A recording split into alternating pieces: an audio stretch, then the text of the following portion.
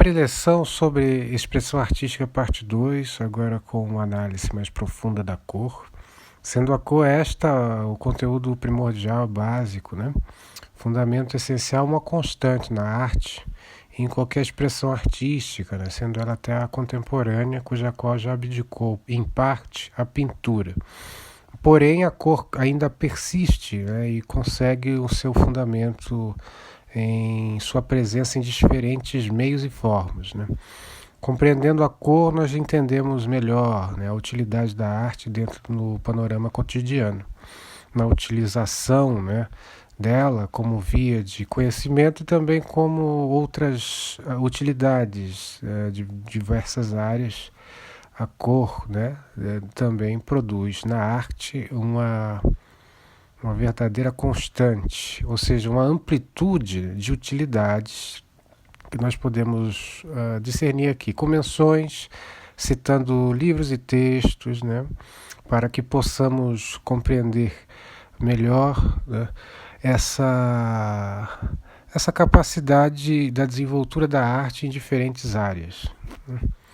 No caso, vamos aqui mencionar nosso querido Vassily Kandinsky, né, daquele famoso texto dele, do espiritual em arte, né, compreendendo essa capacidade dele de expressar, né, por meio da palavra, não utilizando a cor, mas por meio da palavra, sendo ele advogado, né, um pintor de grande renome, advoga agora aqui conosco a favor da cor.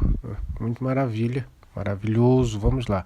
Sobre a sensibilidade mediana, os objetos familiares têm uma ação superficial, ao passo que aqueles que vemos pela primeira vez logo produzem em nós uma impressão profunda. É assim que a criança, para quem cada objeto é uma novidade experimentada, a realidade do mundo. A luz atrai nessa criança, quer apanhá-la, né?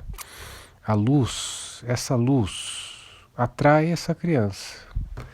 Essa criança quer apanhá-la, capturar a luz, né? E, porém, queima os dedos. Daí em diante, terá temor e respeito pela chama luminosa.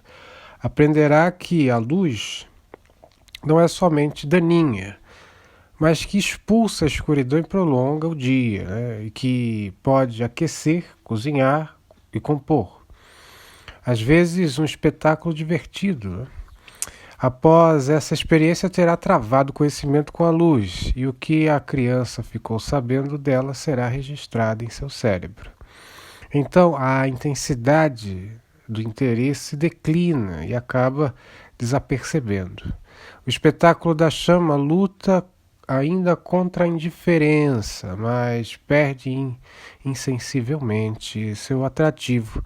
Pouco a pouco o mundo deixa de ser um mundo encantado. Assim é que se acaba por saber que as árvores dão sombra, que os cavalos correm velozmente, que os automóveis correm ainda mais, anunciando sua existência maquinal, e que cães mordem, que a luta está longe, bem distante, e que a pessoa que vemos no espelho é apenas uma aparência. Sobre uma sensibilidade grosseira, a cor tem apenas efeitos superficiais que, desapercebida a excitação, logo deixam de existir. As cores claras atraem o olhar que o retém.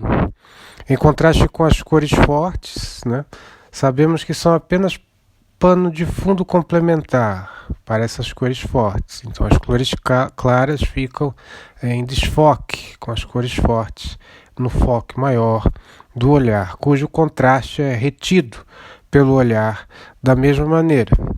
Esses jogos de cores produzem o que chamamos de composição involuntária na cognição, e pode ser entendido ou simplesmente passar desapercebido. Podemos agregar valor às cores na medida em que a conhecemos melhor, né? Assim como chama atrai, né? A chama, o fogo, né? Atrai irresistivelmente o homem, né?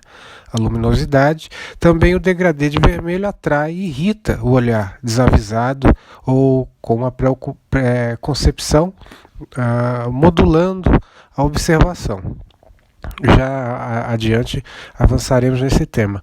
Então, analisando as cores aqui especificamente, as primárias, né?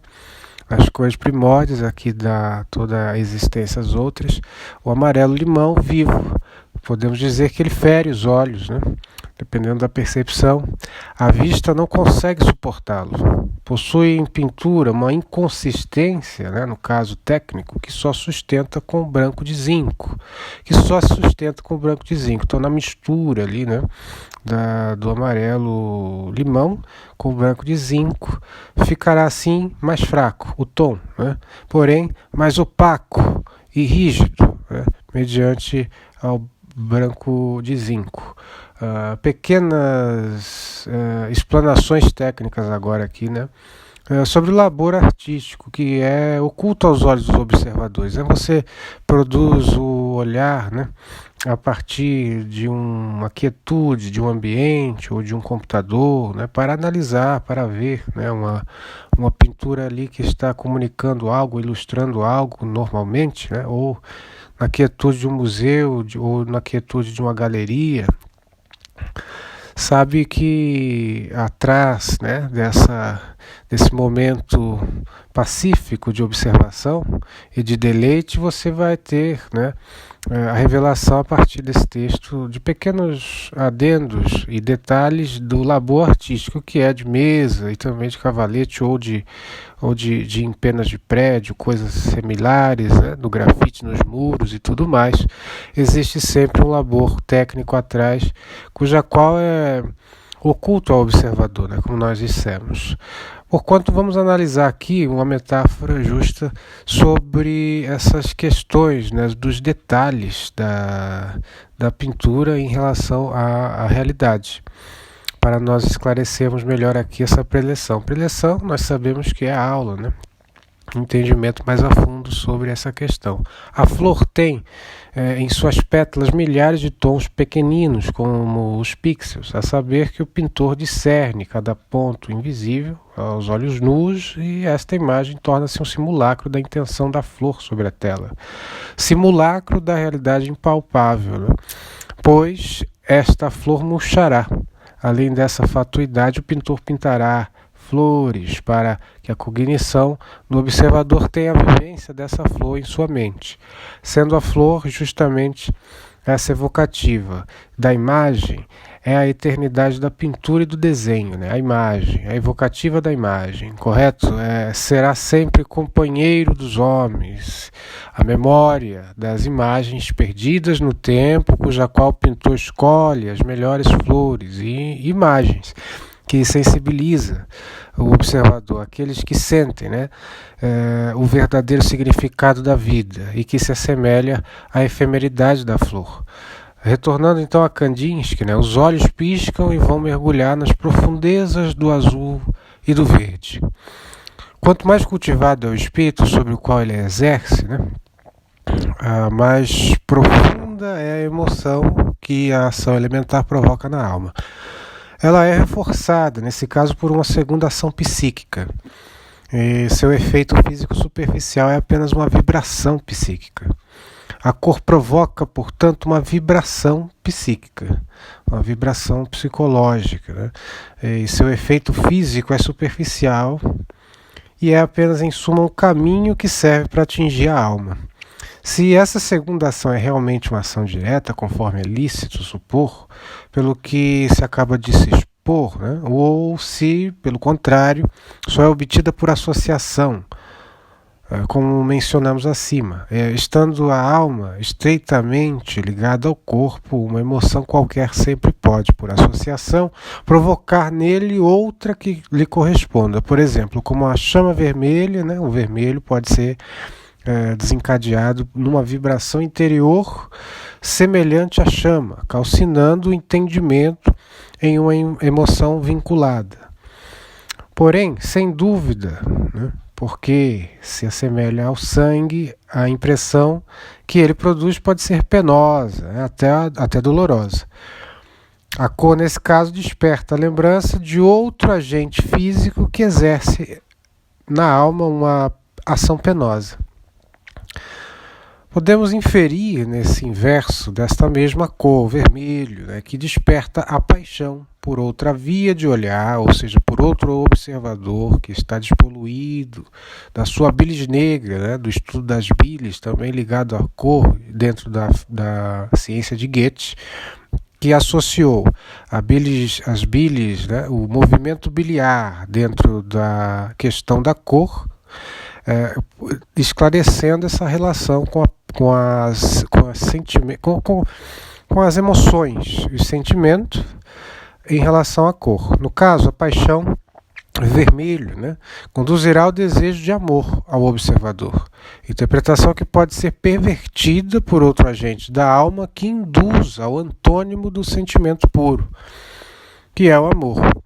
Como mencionamos antes, né, aqui acima, vou voltar a repetir sem dúvida porque se assemelha ao sangue. Então tem essa impressão que produz ser penosa a cor vermelha, no caso, por duas vias de entendimento, né, como a dualidade é atípica à questão do ser humano, né, é sempre inerente a esse entendimento, fica aí essas duas explanações pequeninas sobre duas vias de entendimento sobre a cor vermelha, né?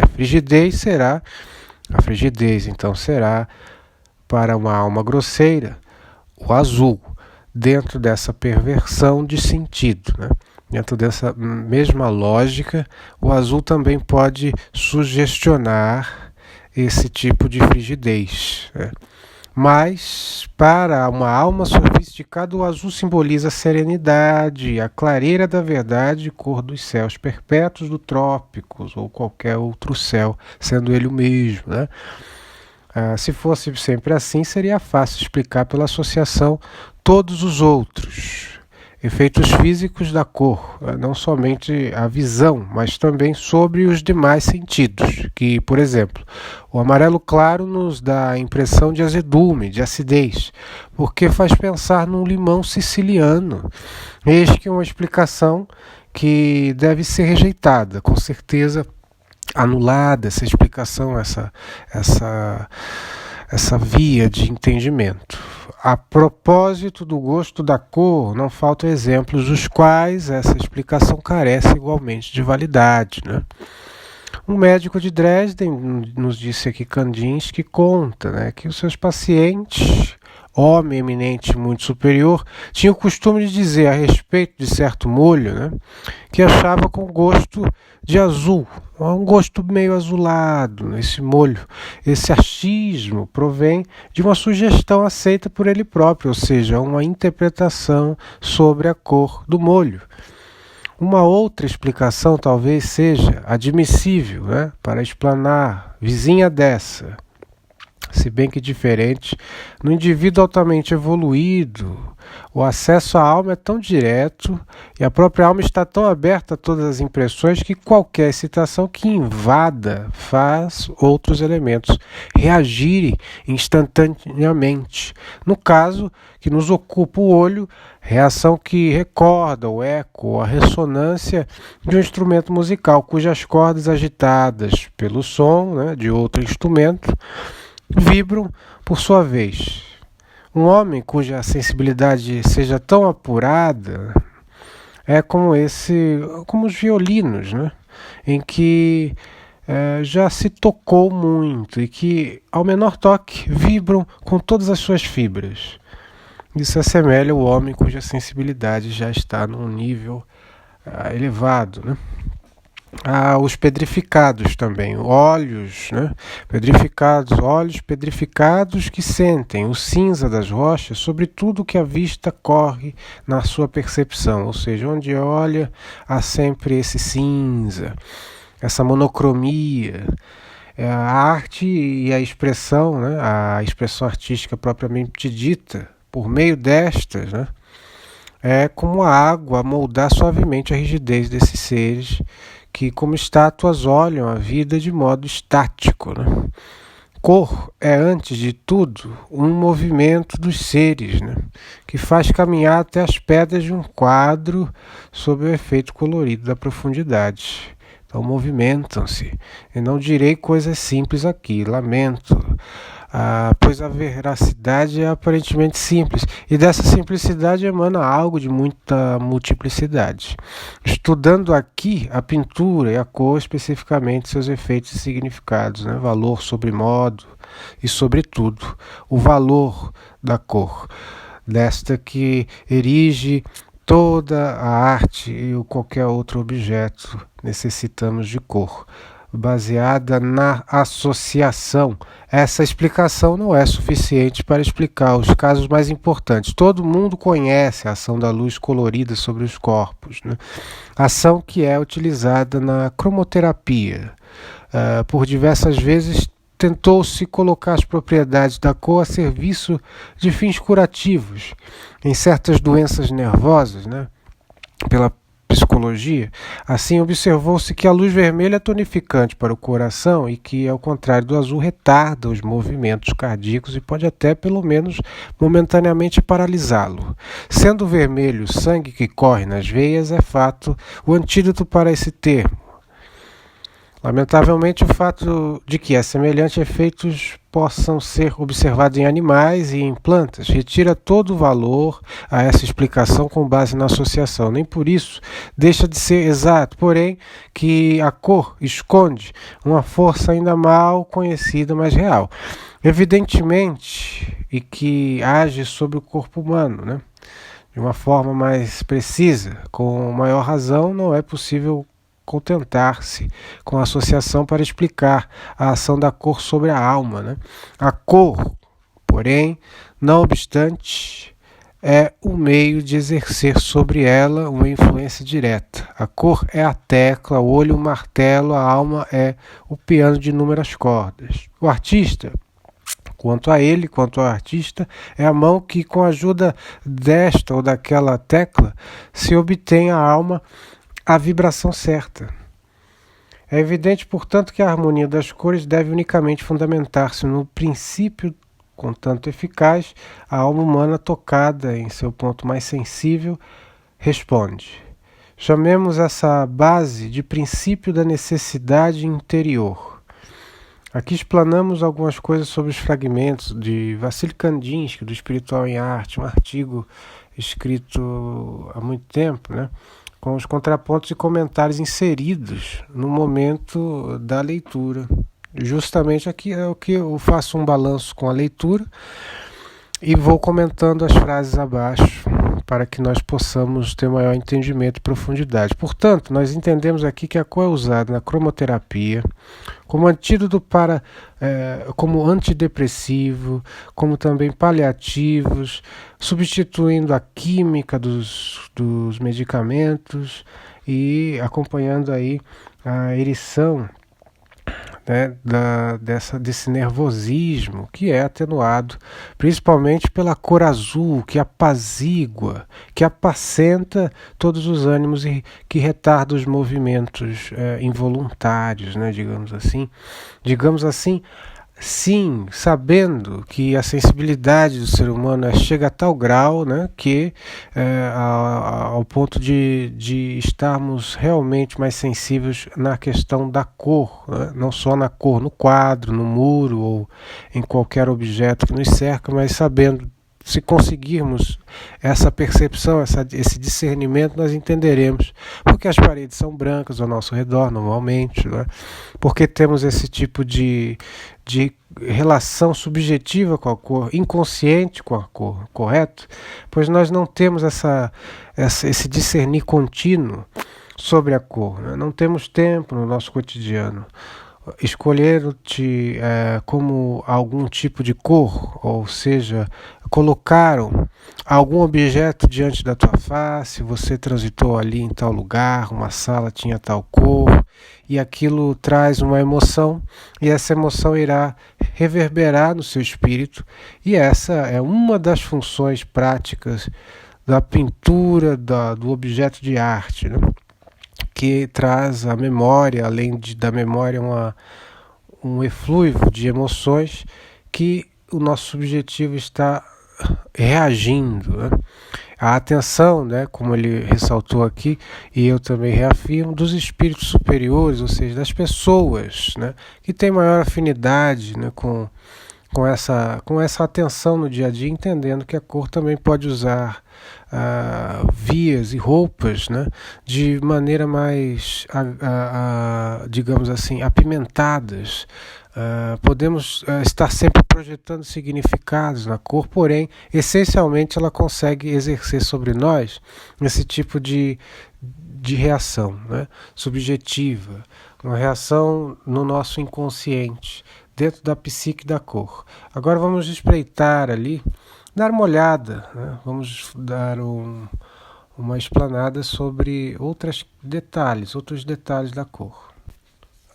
Pois bem, maravilha termos aqui, né? Termos psicológicos da cor, como mencionamos, a exploração de Itten, agora mencionando Johannes Itten, que foi um artista, né? E agora nos deixou esse legado, aspectos psicológicos da cor que ele colocou em prática em suas composições. Ele não era o primeiro nem o último teórico da cor a escolher essa abordagem, né? Goethe tinha feito e fez, né? Mais conhecido como poeta, teatrólogo, escritor, famoso na Alemanha, né? Publicado aqui no Brasil por alguns editores também, e sempre mencionado nos estudos da cor. A importância do seu trabalho na teoria da cor é de grande valia. Aqui nós temos Zur Farbenlehre, a teoria das cores de Goethe, né, publicada em 1810 e até hoje válida como uma teoria mais plausível. Discordava violentamente das conclusões de Newton sobre a luz da cor. Ou seja, né, discordava de um cientista. Ele se deu o direito, eu acho que temos também esse direito de ser críticos, né? Sua oposição era filosófica e também prática. Goethe acreditava que a divisão do espectro era sintomática da tendência da ciência de romper o mundo em pedaços sem significado, destruindo qualquer sentido de unidade, né? Embora seu objetivo declarado fosse reduzir a confusão em torno do uso da cor na arte, Goethe, por sua vez, recorreu à linguagem e conceitos idiosincráticos, né, ao expor suas ideias, aludindo a efeitos sensuais morais, privação e poder, né, apesar disso abordando a cor por meio de observações da percepção humana, em lugar da física da luz. Ele cobriu uma área bem maior do que a de Newton, né? Sendo Newton um cientista e ele um teatrólogo, poeta e escritor na Alemanha. E não deixava de ser artista também. É claro que não chegou a pintar coisas assim, mas merece ser mencionado aqui por refutar Newton, né? Lógico. Porque a lógica cartesiana já foi um pouco esclerosada agora com essa virada de século, né? Sabemos que essas coisas já estão aquém. Então é bom sempre citar, né?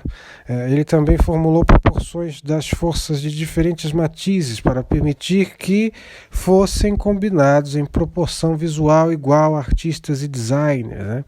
Ainda que se refere largamente aos seus princípios. Por exemplo, a capacidade da cor de fazer evocativas na sua memória, assim como um cão que late pode trazer por sonorização apenas a memória do cachorro sobre a sua cabeça, latindo. E esse cachorro vai ter uma cor, pode ser uma cor caramelo, uma cor alaranjada, esse cachorro ganha uma forma e a pintura ela vai trazer essa forma diante da sua face numa superfície tátil, ou seja, concretizará não a existência do cão, mas justamente a memória dessa cor e desse cachorro e dessa figura canina. Ou seja, o que eu quero dizer é a importância, novamente eu friso isso, né? Que nós, ao escutarmos um som, produzindo então esse som, continuamos a contemplá-lo em nossa memória, pois ele faz uma evocativa em nossa memória, de algum resquício do passado, né? Em detrimento deste. Ou seja, por que em detrimento? Ora, porque surge do nada e aquilo evoca uma memória. A evocativa, né? Que é comum na cor, na subjetividade, como nós vamos ver aqui em Goethe, e também é comum na forma com a cor, na pintura, nas superfícies. Enquanto Goethe estava interessado pelo modo pelo qual a natureza humana nos faz responder à cor, uma outra questão em psicologia da cor, prevista por Itten, Johannes Itten, com a preferência as pessoas da cor podem solucionar o caráter individual. Max Luscher, diretor do Instituto Diagnóstico Psicomédicos em Lucerna, na Suíça, né, que é um dos berços da psicanálise, né, é uma das vozes de maior autoridade no campo da psicologia da cor. Esse é o teste psicológico diagnóstico da cor, envolvendo cartões coloridos, assim como aquele teste de psicanálise também do Rorschach, né, que são as formas espelhadas, cuja qual nós vamos... eu acho que não vamos ter tempo para falar sobre isso, mas fica a dica para pesquisar também, para fazer o atenuante sobre isso. Rorschach é aquele teste das manchas espelhadas formando figuras por livre associação. Diagnóstico da cor também envolve esse mesmo discernimento do paciente da mesma forma que funciona para o que estão envolvidos, né? Dos cartões coloridos, isso funciona em qualquer dimensão da comunicação humana, que tem sido usada clinicamente por psiquiatras aqui no caso. Bom, entendendo essa questão, o indivíduo que escolhe a cor favorita depois da outra, até que todos os cartões tenham sido usados, né? Os cartões selecionados são analisados segundo o sistema de Luscher, para determinar aspectos da personalidade da pessoa. Esses aspectos vão ser o seguinte, agora não nos esqueçamos, né, que a questão da cor é de rica e muita importância. Cinza, por exemplo, neutralidade psicológica no aspecto positivo, muito utilizado em objetos e na pintura também funciona como a base, muitas vezes a primeira camada, ou justamente uma cor neutra, não é? Entendendo também que a parte negativa é a falta de confiança, desânimo, depressão, hibernação, falta de energia, o cinza, né? Cinza, como mencionamos lá, nos homens de pedra, homens de rocha, homens insensíveis, pessoas insensíveis que não compreendem aqui a verdadeira profundidade da cor, né? E também da pintura, da arte propriamente dita. Fica aqui essa parte 2 da nossa aula, um pouco mais atenta, da verdade, e adendo dentro do que nós tínhamos começado a analisar na primeira parte. E então, azul positivo, parte positiva do azul é inteligência, comunicação, confiança, eficiência, serenidade e dever. O azul também tem um aspecto positivo, né, nesse lado, lógica, frescor, reflexão e calma, como nós já colocamos lá. Adiante, né, lá atrás, na verdade, adiante agora o negativo, né? Frieza, altivez, falta de emoção, antipatia. Utilizado os cartões aí, apresenta-se diante a pessoa, aí o nosso querido profissional da área da psicanálise consegue discernir pequenos detalhes da personalidade da pessoa. O marrom positivo é serenidade, calor, natureza, neutralidade e confiabilidade, é o apoio. O marrom também tem o seu lado negativo, que é a falta de humor, né? Falta de sofisticação, no caso, dependendo aonde é aplicado, né?